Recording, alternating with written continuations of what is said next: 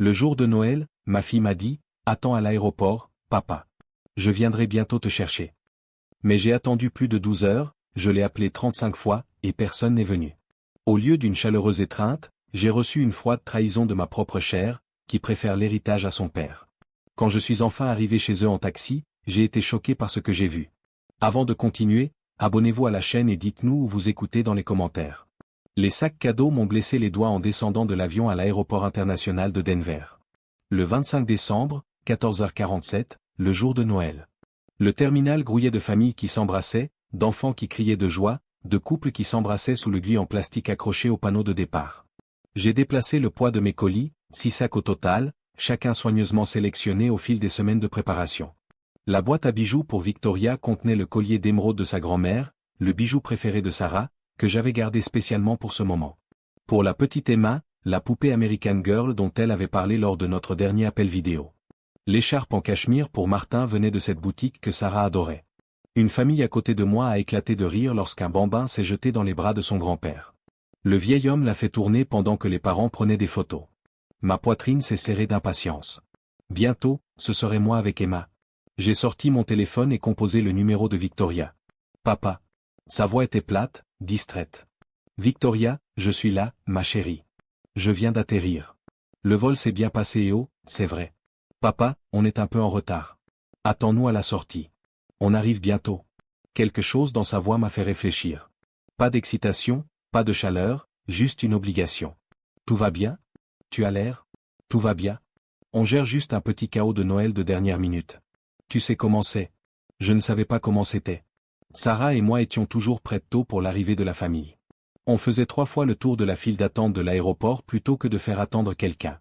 Dois-je prendre les bagages et me diriger vers la zone de récupération des bagages ou c'est toi qui veux? Papa, il faut vraiment que j'y aille. Attends juste à la sortie. On verra ça en arrivant. La ligne était coupée. J'ai fixé mon téléphone un instant. Autour de moi, les familles poursuivaient leurs joyeuses retrouvailles. Une femme de mon âge serrait son fils si fort que j'ai cru qu'elle allait lui casser les côtes. Ça ne semblait pas le déranger. Le tapis à bagages s'est mis à vibrer. J'ai récupéré ma valise et j'ai tout roulé vers la sortie. Le sac cadeau se balançait sous mes jambes à chaque pas. Dehors, la neige tombait en flocons délicats, recouvrant les voies de ramassage d'un blanc immaculé. J'ai trouvé une place près des portes automatiques où les familles se rassemblaient habituellement. D'autres voyageurs me dépassaient en direction des voitures qui attendaient. Les moteurs ronronnaient, les portes claquaient, les pneus crissaient dans la neige fondue. J'ai regardé ma montre. 15h05. Un jeune père est passé en hâte, portant un siège auto d'une main et tirant une valise de l'autre. Sa femme le suivait, discutant avec enthousiasme des préparatifs du dîner de Noël. Leurs voix se sont éteintes lorsqu'ils ont disparu dans le parking. Mon téléphone a vibré. Un SMS de Victoria. Toujours en retard. Soyez patient. Soyez patient. Ni désolé, ni pressé, ni impatient de vous voir. Soyez simplement patient. J'ai disposé mes sacs cadeaux autour de mes pieds comme des sentinelles colorées. Le coffret à bijoux était posé sur la pile de Victoria. À l'intérieur de ce petit contenant en velours se trouvaient 3 générations de l'histoire de la famille Baker. La mère de Sarah avait porté ses émeraudes à son mariage. Sarah les avait portées aux nôtres. Maintenant, ils allaient aller à Victoria. Une autre famille est passée. L'adolescente a levé les yeux au ciel à une remarque de sa mère, mais elle souriait. Vraiment. Le genre de sourire qui disait qu'elle était exactement là où elle voulait être. J'ai de nouveau consulté le contact de Victoria. Mon pouce est resté sur son nom. Peut-être devrais-je plutôt appeler Martin. Il répondait toujours vite. Mais quelque chose m'a retenu. Victoria avait dit qu'il s'occupait du chaos de Noël. Peut-être que je réfléchissais trop. Les portes automatiques s'ouvraient et se fermaient bruyamment au gré des allées et venues des voyageurs. Chaque fois, je relevais les yeux, plein d'espoir. Chaque fois, des inconnus passaient sans un regard. 15h15. Je me suis déplacé d'un pied sur l'autre. L'excitation que j'avais ressentie en descendant de l'avion se transformait en quelque chose d'autre, quelque chose d'inconfortable, comme porter un pull qui aurait rétréci au lavage. Il me allait encore, mais rien ne me semblait vraiment aller. Un agent de sécurité est passé en hochant poliment la tête. J'ai hoché la tête en retour et j'ai vérifié mon téléphone à nouveau. Pas de nouveaux messages, pas d'appel manqué, juste la photo d'Emma sur l'écran de verrouillage que j'avais prise à Noël dernier. Son sourire radieux sous notre vieux sapin de Noël. Ce sapin serait différent. Victoria avait envoyé des photos de leur nouvelle maison, toutes de décoration blanche et argentée, parfaitement coordonnées, d'aspect professionnel, rien à voir avec l'explosion chaotique de décoration maison que Sarah et moi avions toujours préférée. Mais ce n'était pas grave. Les gens ont changé, grandi, développé leurs propres traditions. J'aurais juste aimé que Victoria ait l'air plus heureuse d'avoir de mes nouvelles. La neige dehors s'intensifiait. Je la voyais tourbillonner sous les lampadaires qui s'étaient allumés automatiquement malgré l'heure de l'après-midi. Décembre à Denver. J'avais oublié à quel point il faisait sombre. À quelle vitesse. Ma montre indiquait 15h20 maintenant. Encore tôt. La circulation pouvait être terrible le jour de Noël. Je m'en souvenais depuis l'enfance de Victoria. Et nous étions allés chez ma mère. Toutes ces familles sur la route en même temps, toutes légèrement en retard, j'ai resserré mon manteau et me suis installé pour attendre. M'éloignant du flot de voyageurs, j'ai repéré une rangée de fauteuils rembourrés près des grandes fenêtres. Parfait. J'ai fait rouler ma valise et j'ai soigneusement disposé les sacs cadeaux à mes pieds, telle une forteresse colorée. Chaque sac avait été sélectionné spécifiquement. Le bordeaux profond pour Victoria, le vert forêt pour Martin, le rouge vif et l'or pour la petite Emma. Mais les vraies surprises ne se trouvaient pas dans ces sacs. J'ai fouillé dans la poche intérieure de mon manteau et j'ai touché les bords impeccables de 3 enveloppes. Du papier à en-tête de la Bank of Colorado, chacune scellée avec le poids qui signifiait une affaire sérieuse. À l'intérieur de l'enveloppe de Victoria, un chèque certifié de 50 000 $. Celle de Martin contenait le même montant. La troisième enveloppe, intitulée « Fonds d'éducation », contenait 75 000 $ destinés à l'avenir des petits-enfants. 175 000 $. Générosité du matin de Noël. Après la mort de Margaret, vendre Bakeres Auto Part avait été la décision la plus difficile de ma vie. 30 ans à faire passer cette entreprise d'un simple garage à 12 sites prospères dans tout le Colorado. Mais parcourir ses allées familières sans que son rire ne résonne au bureau, observer les employés qui se souvenaient de l'époque où elle apportait des biscuits maison tous les vendredis, c'était devenu insupportable. La vente de 2,8 millions de $ m'avait offert des options. Des placements prudents, la sécurité financière, surtout, la possibilité de montrer à ma famille combien elle comptait pour moi. J'ai sorti l'enveloppe de Victoria et j'ai passé mon pouce sur le bord scellé. 50 000 $ représentaient des mois de planification minutieuse. Pas assez pour paraître excessif ou créer une dépendance, mais suffisamment substantiel pour faire une réelle différence. Peut-être qu'elle pourrait enfin cesser de s'inquiéter des dépenses du ménage. Peut-être qu'elle et Martin pourraient prendre ces vacances européennes dont ils avaient parlé l'année dernière. Un jeune couple est passé, la femme serrant un porte-bébé tandis que son partenaire jonglait avec 2 bambins et un sac à langer. Il bougeait avec l'énergie frénétique de jeunes parents essayant de gérer les voyages de Noël. Je me souvenais de cette époque. Victoria, à 18 mois, hurlait pendant son premier vol, tandis que Margaret et moi nous relayions dans l'allée de l'avion. Maintenant, Victoria était la mère, l'adulte responsable, celle qui gérait le chaos de Noël et les retards, car la vie avec des enfants faisait que rien ne se passait jamais comme prévu. J'ai regardé ma montre à nouveau. 15h35. Toujours raisonnable.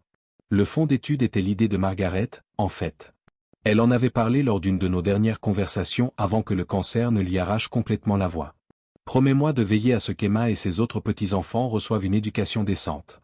L'université coûte toujours plus cher. Je lui avais tenu la main et promis. Ce chèque tenait cette promesse, et plus encore. M'installant plus profondément dans le fauteuil, j'ai classé les sacs cadeaux par destinataire. Le sac bordeaux de Victoria contenait le collier d'émeraude qui avait appartenu à la grand-mère de Margaret. 3 générations de femmes Baker avaient porté ces pierres. Maintenant, elle ornerait le cou de Victoria, la reliant à un héritage de femmes fortes qui avaient bâti quelque chose de significatif.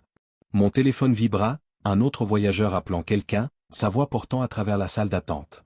Coincé dans les embouteillages, mais on y sera bientôt. Promis. Bientôt. C'est ce que Victoria avait dit. Bientôt. J'ajustai le sac cadeau pour que les rubans ne soient pas écrasés et me penchai en arrière pour regarder le flot constant de familles se réunir près des portes de sortie. Chaque étreinte me rappelait pourquoi ce poids en valait la peine.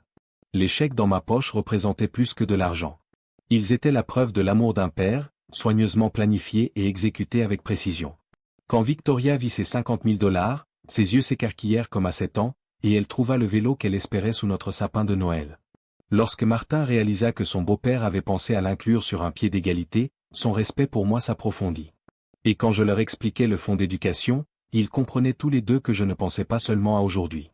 J'investissais dans l'avenir de leurs enfants, chaque minute d'attente en valait la peine. À 16h30, le fauteuil rembourré était devenu inconfortable. Mon dos me faisait mal à force d'être assis dans la même position, et les sacs cadeaux semblaient plus lourds à chaque fois que je les ajustais. Les portes d'entrée de l'aéroport s'ouvraient et se fermaient avec une précision mécanique, apportant des bouffées d'air de décembre qui transperçaient mon manteau de laine. J'ai regardé ma montre. 16h47. Il était temps de trouver un endroit plus chaud. Rassembler mes affaires nécessitait une planification stratégique. La poignée de la valise dans ma main droite. 3 sacs cadeaux entouraient mon bras gauche. Les sacs restants serraient mon poing gauche. Je me suis traîné vers le terminal principal, loin de ces portes d'entrée traîtresses qui laissaient passer l'air froid à chaque ouverture. Le café près de la porte B15 proposait une petite table et des chaises qui semblaient légèrement plus confortables. J'ai disposé ma forteresse colorée de sacs cadeaux autour des pieds de la table et commandé un grand café à un barista à l'air fatigué qui m'a souhaité un joyeux Noël avec une efficacité éprouvée. 17h15.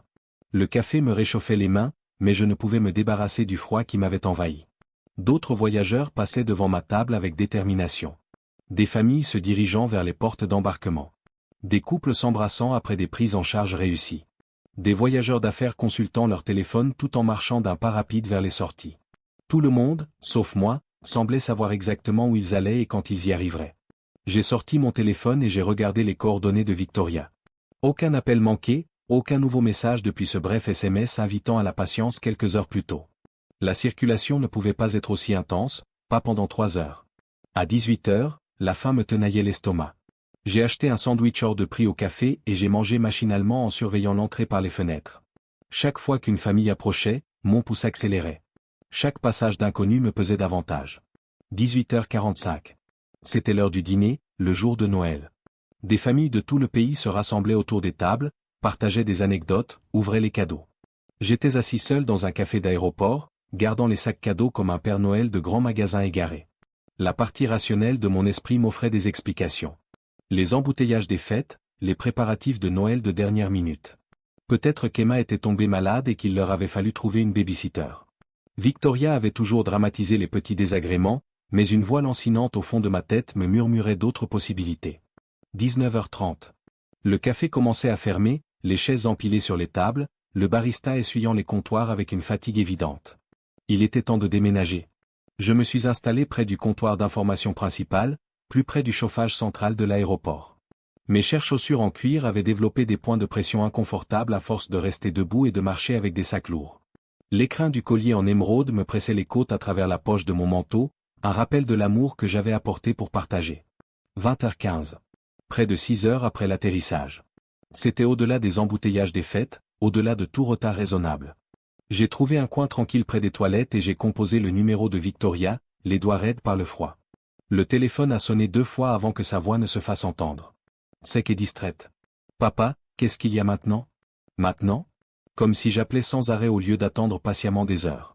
Chérie, j'attends depuis un moment. Combien de temps encore, à ton avis? Encore 15 minutes maximum, papa. Et surtout, n'appelle surtout pas un taxi. La ligne était coupée avant que je puisse demander pourquoi un taxi serait problématique. J'ai fixé mon téléphone. 15 minutes maximum. Après 6 heures, elle pouvait promettre 15 minutes avec une telle certitude. Et pourquoi cette interdiction catégorique d'appeler un taxi?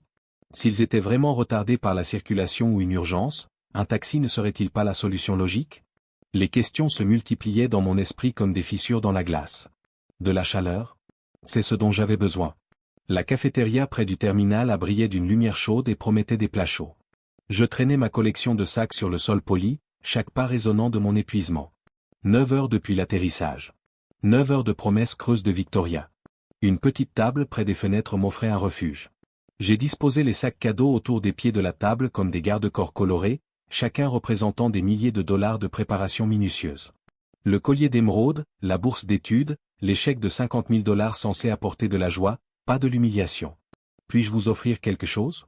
L'employé de la cafétéria me regarda avec une gentillesse éprouvée. Café, noir, et la soupe de votre choix. La soupe à la tomate arriva tiède, mais je serrai quand même mes mains froides autour du bol. De la vapeur montait de la surface, embuant mes lunettes. À travers la condensation, mon reflet ressemblait à celui d'un étranger, fatigué, âgé, idiot. 200 000 dollars.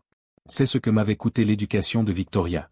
Ce chiffre remonta du plus profond de ma mémoire avec une clarté cristalline. 6 années d'université privée, des études supérieures, des frais de scolarité pour une sororité, des études à l'étranger en Italie. J'avais fait des heures supplémentaires chez Baccares Auto par tous les week-ends pendant 4 ans d'affilée pour payer ses factures.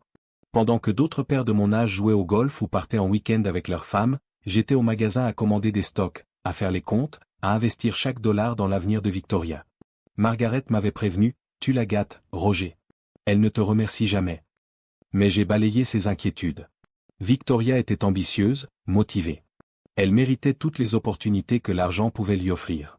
La soupe s'est refroidie tandis que les souvenirs affluaient. Le jour de la remise des diplômes de Victoria, où j'avais fait 8 heures de route pour assister à sa cérémonie.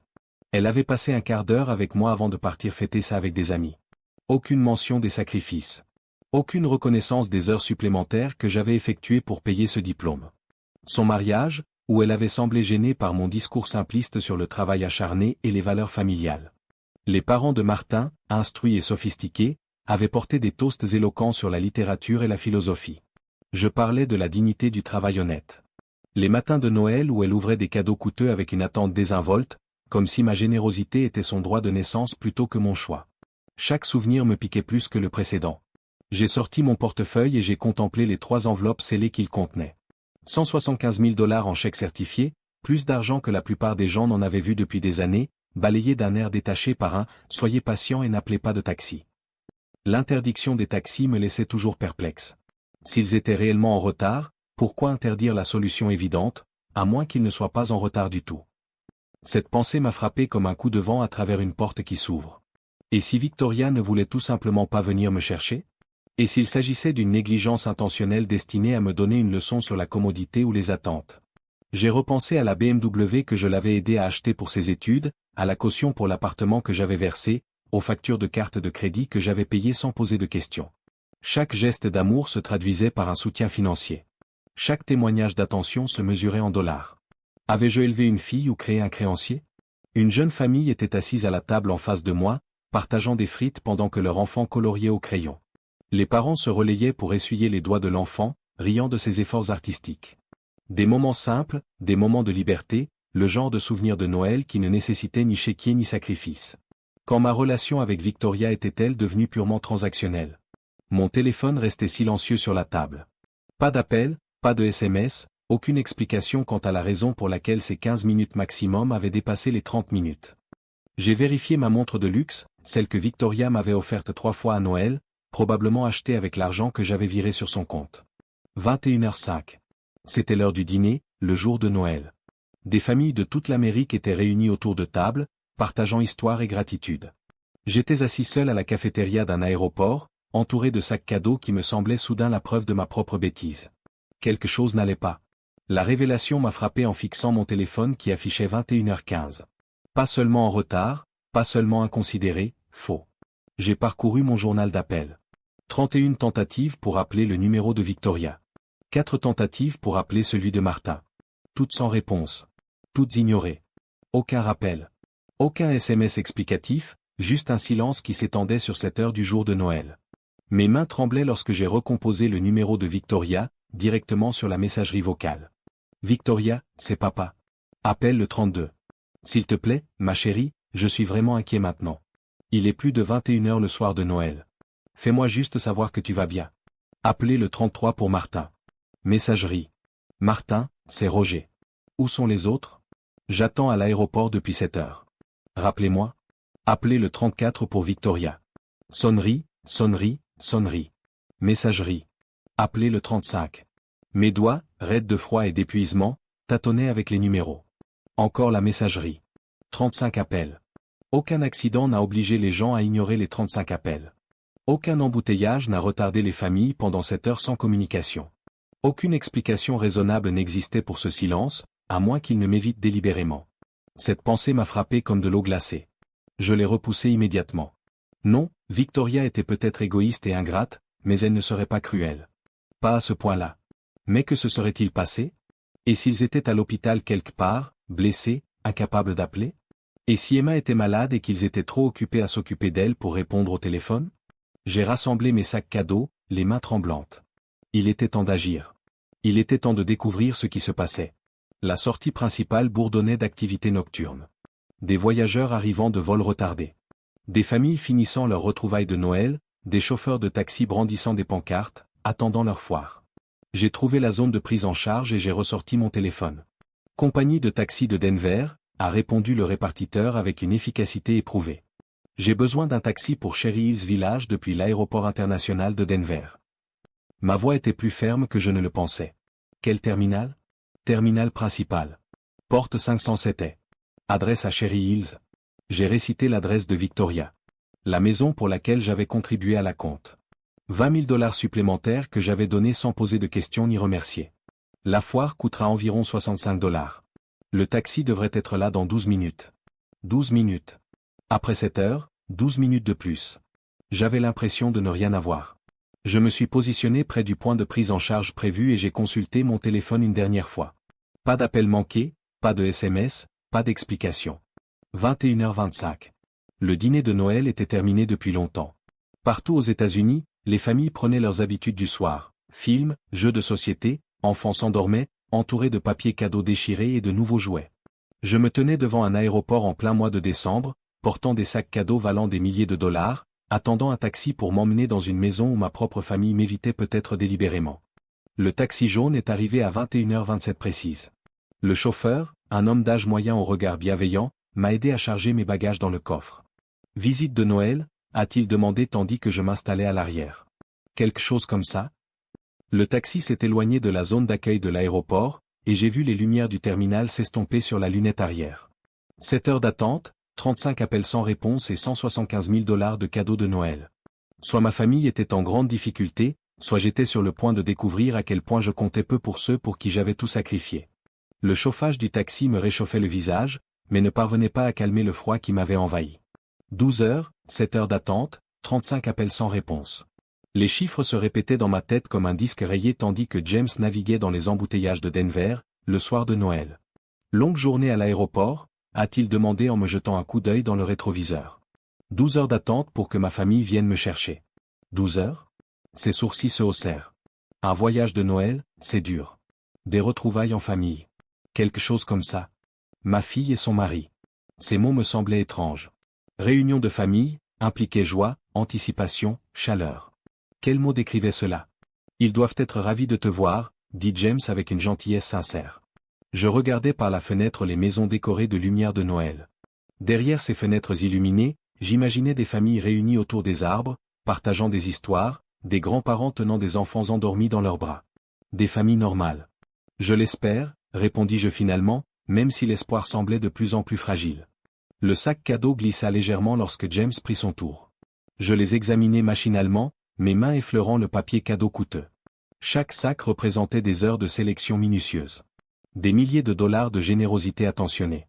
Le collier d'émeraude à lui seul valait plus que le salaire mensuel de la plupart des gens. Quand Victoria m'avait-elle offert pour la dernière fois un cadeau qui n'était pas un cadeau de Noël? Quand avait-elle appelé pour la dernière fois simplement pour parler, sans avoir besoin d'argent ou de faveur? Noël, il y a 2 ans, refit surface dans ma mémoire avec une clarté inconfortable. J'avais fait 4 heures de route pour passer les fêtes avec la famille de Victoria. Elle avait été distraite pendant le dîner, consultant constamment son téléphone, répondant à des SMS pendant que je parlais de l'entreprise que j'envisageais de vendre. Quand je lui avais offert les coûteuses boucles d'oreilles en perles, suggestion de Margaret un an avant sa mort, Victoria m'avait remercié poliment et était immédiatement retournée à son téléphone. J'avais alors cherché des excuses. Jeune maman, occupée avec Emma, débordée par les réceptions de fin d'année. Mais maintenant, en regardant ces sacs cadeaux dans le taxi de James, je me souvenais de la douleur de me sentir invisible chez ma propre fille. « Tu es originaire de Denver ?» demanda James, interrompant ma rêverie inconfortable. « J'ai monté une entreprise ici. Pièces détachées automobiles depuis 30 ans. C'est impressionnant. Une entreprise familiale, c'était censé être le cas. L'aveu m'avait échappé avant que je puisse l'arrêter. Ma fille est allée à l'université. Des études supérieures. De meilleures opportunités que de travailler avec son vieux père. » James hocha la tête pensivement. « L'éducation est importante, mais une entreprise familiale, c'est aussi spécial. Mon fils travaille avec moi à temps partiel. Il m'aide à la répartition. » La désinvolture avec laquelle il évoquait son fils, le présent, l'implication active, soulignait tout ce qui manquait à ma relation avec Victoria. À quand remonte la dernière fois qu'elle s'était intéressée aux pièces détachées automobiles Baker? Même lorsque j'envisageais la vente, ces questions portaient sur l'argent, et non sur l'héritage que je mettais fin à mes jours. 22h15. Nous traversions un quartier où chaque maison brillait de lumière. Une famille marchait sur le trottoir, les parents tenant un petit enfant par la main, leur rire résonnant à travers les vitres des taxis. Une belle nuit pour Noël, observa James. Belle pour certains. Pour d'autres, c'était la nuit la plus solitaire de l'année. Mon téléphone restait silencieux sur mes genoux. Pas d'appel manqué, pas de SMS d'excuses, pas d'explication pour cette heure de silence délibéré. Parce que c'était bien ça, non? Délibéré. 35 appels ne sont pas ignorés par accident. Les urgences ont des téléphones. En cas de crise, quelqu'un aurait répondu. Quelqu'un aurait rappelé. Quelqu'un se serait suffisamment soucié de calmer l'inquiétude d'un père. La dure réalité m'a envahi comme un poids. Victoria m'ignorait le jour de Noël, après que j'ai traversé le pays en avion avec des cadeaux valant plus que le revenu annuel de beaucoup. On y est presque, a annoncé James alors que nous tournions dans la rue de Victoria. Quel est le numéro de la maison? Je lui ai donné l'adresse. La maison que j'avais contribué à acheter dans le quartier, je l'avais rendue possible pour la fille qui ne se donnait pas la peine de rappeler son père. James s'est garé dans l'allée derrière une Mercedes argentée et une BMW bleue. 2 voitures, toutes 2 immatriculées au Colorado, toutes 2 en état de marche. On dirait que vous avez une maison pleine, a observé James avec entrain. Par la fenêtre du taxi, je fixais le salon de Victoria. Une lumière dorée se déversait sur la neige parfaitement entretenue. À l'intérieur, je voyais des silhouettes s'agiter autour de la table. Des rires, des verres de vin, la chaleur inimitable d'un Noël en famille sans moi. Monsieur, ça fera $68.50. Je tendis $75 à James d'une main tremblante. Garde la monnaie. Tu es sûr que ça va? Tu as l'air de bien aller. Le mensonge était automatique. James m'aida à décharger mes sacs du coffre. 6 sacs cadeaux et une valise. Tous les signes d'une préparation méticuleuse d'un père pour des retrouvailles qui n'étaient pas prévues. Alors que son taxi démarrait, je restais seul sur le trottoir, l'air froid transperçant mon manteau. 35 appels sans réponse. 13 heures d'attente et ils étaient là, à fêter Noël exactement comme ils l'avaient prévu. Je m'approchai prudemment de la fenêtre du salon. Roy était assis au bout de la table, gesticulant avec animation tout en racontant une histoire. Lindsay rit en remplissant des verres de vin. Martin hocha la tête et sourit. Victoria, ma fille, bénéficiaire de $200 000 d'investissement pour ses études, semblait parfaitement détendue, comblée. Aucun d'eux ne semblait inquiet. Aucun d'eux ne ressemblait à quelqu'un qui attend un membre de sa famille disparu. J'avais les jambes faibles. Je me suis assis sur le plus lourd des sacs cadeaux et me suis stabilisé contre la balustrade du porche. L'écrin à collier en émeraude me collait aux côtes, un rappel brutal d'un amour mal placé. La porte d'entrée était ornée d'une couronne de fleurs. Victoria avait toujours adoré les décorations de Noël. Je lui avais acheté son premier sapin de Noël à 7 ans, je l'avais aidé à installer des guirlandes lumineuses chaque année jusqu'à son départ pour l'université. Elle avait maintenant une belle maison, des décorations professionnelles et une fête de famille spécialement conçue pour exclure son père. J'ai sonné, des pas se sont approchés, la porte s'est ouverte et le visage de Victoria est apparu dans l'espace, rouge de vin, détendu par le dîner, complètement pris au dépourvu par ce qu'elle voyait. Son expression a oscillé entre une série d'émotions en quelques secondes. Surprise, confusion, puis une sorte de panique. Papa, sa voix était trop aiguë. Tu es là. Je suis vraiment désolé. On a eu une crevaison en venant te chercher. Je me suis avancé avec mes bagages. Victoria n'a eu d'autre choix que de s'écarter. Un pneu crevé? J'ai fait un geste vers l'allée. J'ai vu 2 voitures dehors. J'ai complètement oublié de te rappeler. Mon téléphone est mort, puis la voiture de Martin est tombée en panne. Les mots se sont précipités, chaque excuse se contredisant. Je suis entré dans la maison chaleureuse, mes sacs lourds dans les mains. La salle à manger était visible depuis l'entrée. Assiette vide, verre à vin, les ruines d'un festin de Noël. La table était dressée pour exactement le nombre de personnes présentes. Pas de chaise vide, pas de couvert qui m'attendait. Roger. Royce s'est levé de table, une surprise sincère et une voix chaleureuse. On ignorait totalement que tu étais encore à l'aéroport. Lindsay s'est levée aussi, le visage sincèrement inquiet. Pauvre petite. Tu dois être épuisée. 35 appels, Victoria. J'ai posé mes bagages avec précaution, avec précision. 35, le silence est tombé dans la pièce. Martin s'agita, mal à l'aise, incapable de soutenir mon regard. On allait justement partir te chercher, continua Victoria, désespérée. N'est-ce pas, Martin? Martin marmonna quelque chose à propos de problèmes techniques, mais son visage exprimait la vérité. On aurait dit un homme pris dans les mensonges de sa femme. Je vois que tu as réussi à dîner de Noël sans moi, dis-je doucement. Roy parut perplexe. Victoria avait dit que tu n'arriverais que demain matin, que ton vol était retardé. Le silence s'étendit sur la salle à manger comme un fil tendu. Le visage de Victoria se vida de ses couleurs. Martin trouva soudain son verre de vin fascinant. Demain matin, répétai-je lentement. Lindsay s'empressa d'agir pour détendre l'atmosphère. Bien reçu, pauvre petit. Tu dois mourir de faim. Laisse-moi te servir une assiette fraîche. Elle se dirigea précipitamment vers la cuisine, son instinct maternel prenant le dessus sur la gêne. Roy désigna une chaise vide à côté de lui, son esprit critique digérant clairement l'écart entre ce que Victoria leur avait dit et la réalité. « Assieds-toi, s'il te plaît, » dit Roy chaleureusement. « On va régler tout ça, mais d'abord, tu as besoin de manger et de te reposer. » Je m'installai dans le fauteuil, déposant soigneusement mes sacs cadeaux à côté de moi. Le coûteux sac bordeaux contenant le collier d'émeraude de Victoria reposait contre ma jambe, rappelant une générosité mal placée. Victoria se lança dans un bavardage nerveux. « Papa va bien, n'est-ce pas, papa ? Juste un petit problème de voiture. Tu sais comme les voyages de Noël peuvent être fous. » 35 appels téléphoniques, dis-je doucement, coupant court à son bavardage. La fourchette de Martin claqua contre son assiette. Lindsay est revenue avec une assiette chaude de dinde et de garniture, qu'elle me présenta avec une délicate efficacité. « Tu dois nous raconter ton vol, Roger. Il faisait un temps exécrable ? Ces retards de vacances peuvent être absolument épouvantables. » « Pas de problème de météo, répondis-je en acceptant le café qu'elle me servit. Ciel dégagé toute la journée. Roy se pencha légèrement en avant. « Donc, ton vol était à l'heure. 14h47 cet après-midi.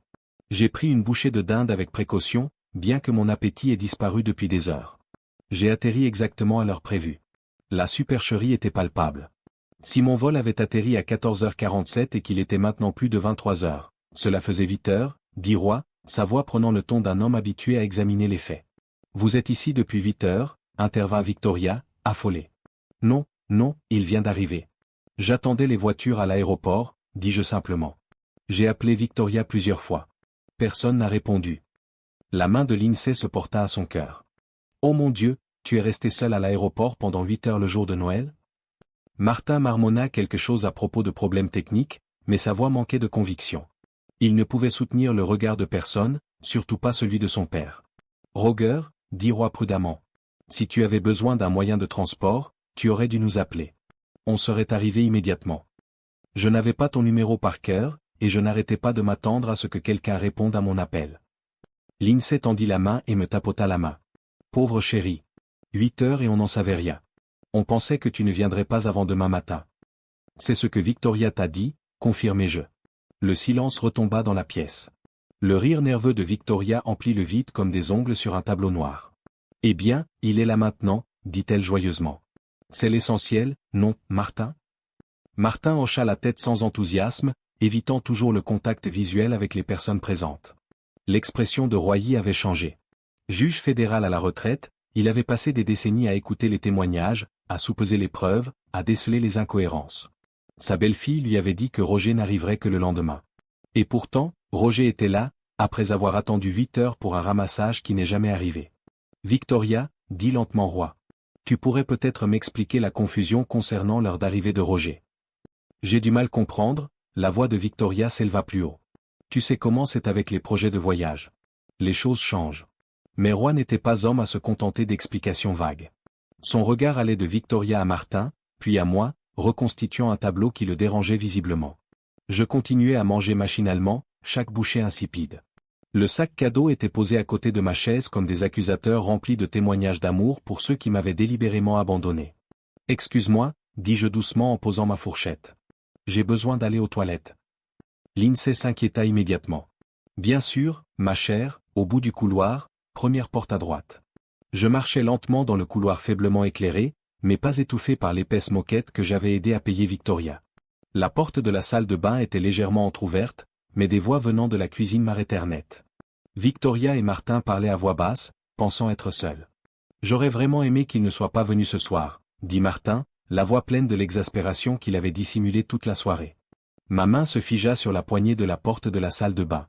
Il me met toujours dans l'embarras.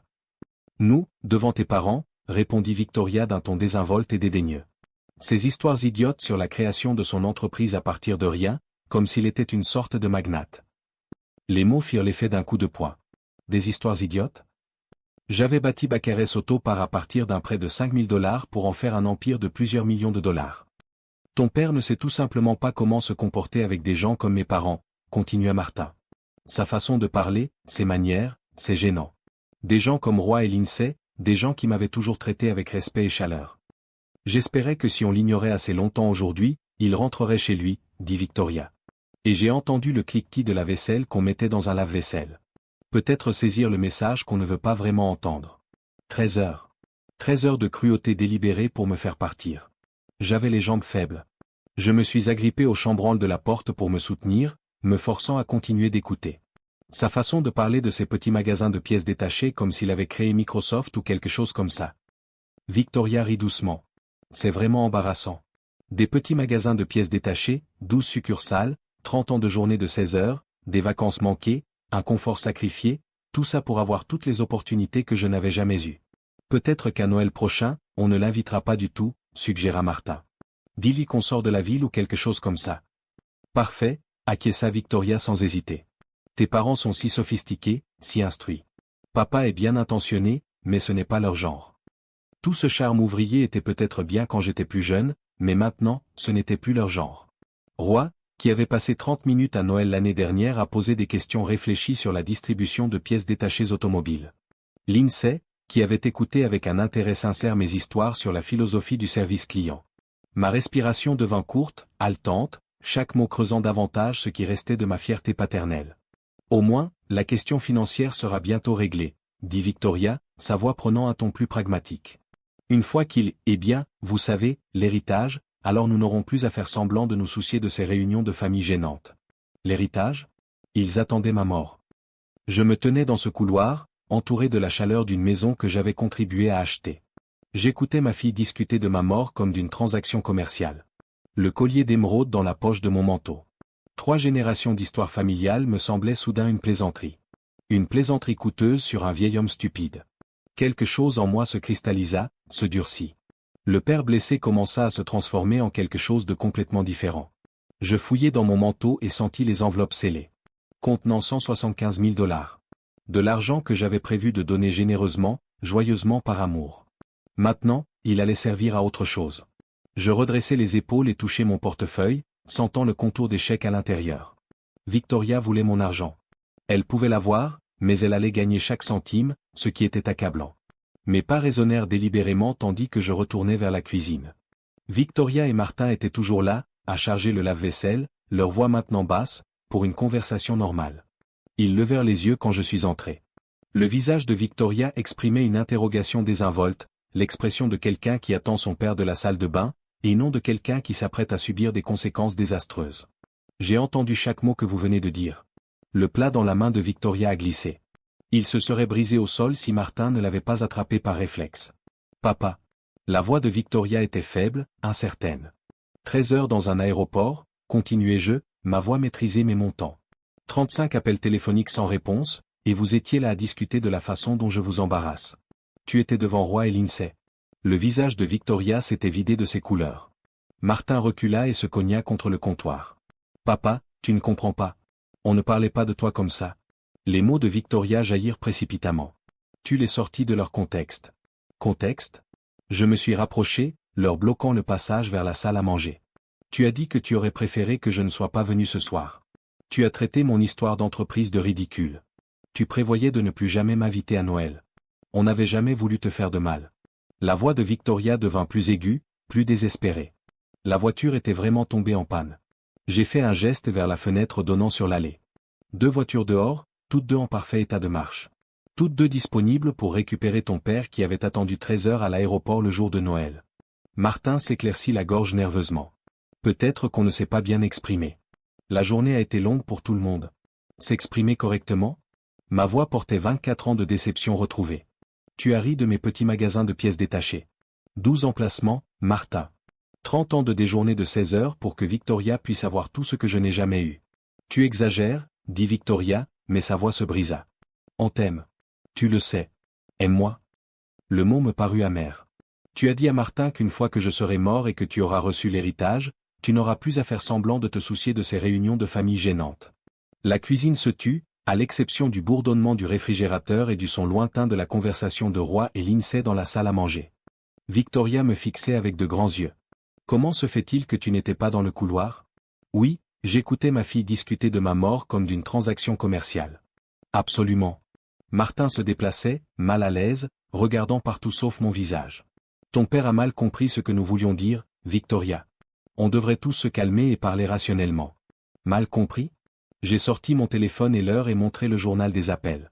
35 tentatives. Veux-tu que je t'explique comment j'ai mal compris cela aussi? Victoria a essayé une approche différente, sa voix prenant un ton suppliant. Papa, nous étions juste stressés. La journée a été tellement folle, et nous avons dit des choses que nous ne pensions pas. Stressé. Je l'ai coupé. Tu étais détendu, à l'aise, en train de planifier mon exclusion des prochaines vacances, tandis que j'étais assis à 20 kilomètres de là, me demandant si tu étais mort dans un accident de voiture. Les voix dans la salle à manger se sont tues. Roy et Lindsay se demandaient probablement ce qui prenait autant de temps. Des gens comme Roy et Lindsay, continuai-je en répétant exactement la phrase de Victoria. Trop sophistiqué pour quelqu'un aux manières ouvrières. C'est ce que tu leur as dit pour expliquer pourquoi je ne venais que demain? La bouche de Victoria s'ouvrit et se referma sans un bruit. 24 ans, dis-je doucement. 24 ans à croire que j'avais élevé une fille qui aimait son père. Ce soir, j'ai découvert que j'avais élevé quelqu'un qui avait honte de moi. Des pas s'approchèrent de la salle à manger. Roy apparut dans l'embrasure de la porte, suivi de près par Lindsay, tous deux affichant une expression inquiète. « Tout va bien ?» demanda Roy, son instinct de juge percevant clairement la tension. Nous entendîmes des voix. « Roy, Lindsay, dis-je d'une voix ferme. Entrez, s'il vous plaît. Il y a des choses que vous devez savoir. » Victoria me lança un regard paniqué. « Papa, s'il te plaît, ne fais pas ça. »« Ne fais pas quoi ?» La coupai-je. « Ne leur dis pas la vérité. » Nous entrâmes dans le salon. Roy et Lindsay s'installèrent sur le canapé tandis que Victoria et Martin restaient debout, visiblement mal à l'aise. Je me plaçai près de mes sacs cadeaux. Les paquets colorés servaient désormais à quelque chose de bien différent. « Roy, tu m'as demandé plus tôt si mon vol avait été retardé, commençai-je. Laisse-moi te raconter ce qui s'est réellement passé. » Victoria essaya de m'interrompre. « Papa, on devrait peut-être en discuter en privé. » 13 heures, continuai-je en m'adressant directement à Roy et Lindsay. J'ai passé 13 heures à l'aéroport international de Denver aujourd'hui. J'ai appelé Victoria 35 fois. Personne n'a répondu. La main de Lindsay se porta à son cœur. 13 heures le jour de Noël. Mais la panne de voiture, commença Roy, puis s'interrompit tandis qu'il analysait la chronologie. Son esprit juridique était visiblement en train d'analyser les incohérences. Il n'y avait pas de panne de voiture, dis-je simplement. 2 véhicules en état de marche étaient garés dans l'allée toute la journée. Ils ont délibérément ignoré mes appels, espérant que j'abandonnerais et rentrerais chez moi. Le visage de Roy s'assombrit. C'est totalement inacceptable. Comment as-tu pu traiter Roger de cette façon? On a fait une erreur, dit Victoria désespérée. Mais on peut s'expliquer. Tu as fait une erreur. La voix de Lindsay exprimait l'indignation morale de quelqu'un qui avait passé des décennies à enseigner l'éthique aux jeunes. Tu l'as délibérément abandonné dans un aéroport à Noël. J'ai pris le sac cadeau Bordeaux et j'ai sorti la première enveloppe. Je suis venu ce soir avec des cadeaux de Noël, des cadeaux généreux. L'enveloppe me semblait imposante. Papier à en-tête officielle de la banque, fonds certifiés, planification minutieuse. Ce chèque, j'ai brandi l'enveloppe de Victoria, est de 50 000 $. Celle de Martin contient le même montant. Le fonds d'études pour Emma s'élève à 75 000 $. Le visage de Victoria est devenu pâle. Papa, 175 000 $, ai-je continué. De l'argent que j'avais prévu de donner généreusement par amour. Martin a retrouvé sa voix. On peut arranger ça. S'il vous plaît, ne prenez pas de décision définitive sur la base d'une mauvaise nuit. J'ai regardé Roy et Lindsay pendant que j'attendais à l'aéroport, me demandant s'ils étaient morts dans un accident. Ils étaient là pour le dîner de Noël, et après, je les ai entendus discuter de la façon dont je les embarrassais devant toi, de l'absurdité de mes histoires d'affaires, de mon incapacité à me comporter avec des gens comme toi. Roy se leva, le visage rouge de colère. Rogue, j'ai profondément honte du comportement de mon fils. C'est inadmissible. Cet argent servira à financer mes voyages en Europe, annonçai-je en rangeant les chèques dans mon manteau. Quant à mon testament, qui lègue actuellement l'intégralité de mes biens à Victoria, la situation change immédiatement. Victoria finit par perdre contenance. Tu ne penses pas ça? Nous sommes une famille. Une famille? Je la regardai d'un air froid. On ne s'abandonne pas à Noël. On ne se moque pas du travail de chacun. On ne prévoit pas de s'exclure des fêtes futures. Lindsay tendit la main et me toucha doucement le bras. Roger. On n'avait aucune idée de ce que tu avais enduré. C'est déchirant. Près de 3 millions de $, dis-je en observant le visage de Victoria. C'est ce que cette nuit t'a coûté. Les cadeaux immédiats, plus ton héritage, disparus. Le silence retomba dans la pièce, à l'exception du tic-tac de la coûteuse horloge de Victoria, achetée, sans doute, avec l'argent que j'avais donné au fil des ans. Le Ritz-Carlton. Denver brillait sous les lampadaires du centre-ville lorsque mon taxi s'arrêta à l'entrée. Il était 1h30 du matin, mais je me sentais plus réveillé que je ne l'avais été depuis des années. Le portier m'aida à porter mes bagages. Une seule valise maintenant, plus de sacs cadeaux pesant sur mes bras ni sur ma conscience. Des lustres en cristal projetaient une lumière chaleureuse sur le sol en marbre tandis que je m'approchais de la réception. Derrière le comptoir poli, une jeune femme au regard bienveillant leva les yeux de son ordinateur. Bienvenue au Ritz-Carlton Denver. Que puis-je vous aider ce soir? J'ai besoin d'un hébergement pour un séjour prolongé, dis-je d'une voix nouvellement assurée. Au moins un mois, peut-être plus. Bien sûr, monsieur, nous avons d'excellents tarifs longue durée. Ses doigts glissaient avec aisance sur le clavier. Affaires ou loisirs? Pur loisir. Les mots me semblaient étranges, mais merveilleux. Je commence un tout nouveau chapitre de ma vie. Elle sourit sincèrement. Comme c'était excitant. Y a-t-il des commodités particulières que vous souhaiteriez inclure? J'ai pensé à la maison de Victoria, celle que j'avais contribué à acheter, où j'avais été traité comme un inconvénient, le meilleur hébergement qui soit. L'argent n'est pas un problème. 20 minutes plus tard, je me trouvais dans une suite d'angles avec vue sur la ville. Les fenêtres du plafond de Floride révélaient les lumières de Denver s'étendant jusqu'aux montagnes. J'ai posé ma valise sur le lit king size et me suis dirigé vers la fenêtre, appuyant ma paume contre la vitre fraîche. Pour la première fois depuis des années, je dépensais de l'argent pour moi. Le fauteuil en cuir du bureau en acajou était luxueux tandis que je m'installais avec l'ordinateur portable offert par l'hôtel. Les sites de voyages européens remplissaient l'écran. La région de Toscane en Italie, la vallée de la Lyre en France, les villes côtières espagnoles. 125 000 $ financeraient des mois d'hébergement de première classe, des restaurants étoilés Michelin, des visites privées de galeries d'art dont je rêvais. J'ai sorti mon portefeuille et regardé l'espace où se trouvaient les chèques de Victoria et Martin. Vide maintenant, mais sans perte, avec un potentiel. Ces enveloppes étaient en sécurité dans la poche de mon manteau, avec le fonds d'études d'Emma. De l'argent qui me créerait des souvenirs au lieu de financer l'ingratitude. Mon téléphone a vibré, accompagné d'un SMS. Victoria, papa, s'il te plaît, appelle. On peut arranger ça? J'ai effacé le message sans répondre. Le téléphone de l'hôtel était à côté d'un porte-documents en cuir. J'ai décroché le combiné et appelé le concierge. Bonsoir, monsieur Baker. Comment pouvons-nous agrémenter votre séjour? J'aimerais parler à quelqu'un de voyages organisés en Europe demain. Les options les plus complètes disponibles. Absolument. Je prendrai rendez-vous avec notre conseiller voyage de premier ordre pour vous rencontrer à votre convenance. Des régions particulièrement intéressantes? Toutes, dis-je, me surprenant moi-même par la liberté de cette déclaration. J'ai le temps et les ressources nécessaires pour voir ce qui m'intéresse. Après avoir raccroché, je me dirigeai vers la salle de bain. Plan de travail en marbre, plancher chauffant, une baignoire profonde pouvant accueillir confortablement 2 personnes. Mon visage dans le miroir était différent de ce matin. Fatigué, certes, mais pas abattu. Ses yeux contenaient quelque chose de nouveau. Satisfait, je retournai au bureau et ouvris le porte-documents, y trouvant l'élégant papier à lettres de l'hôtel. Avec le stylo doré de l'hôtel, je commençai à prendre des notes. Le printemps en Italie, l'été sur la Côte d'Azur, l'automne en Espagne, l'hiver partout où la chaleur m'appelait.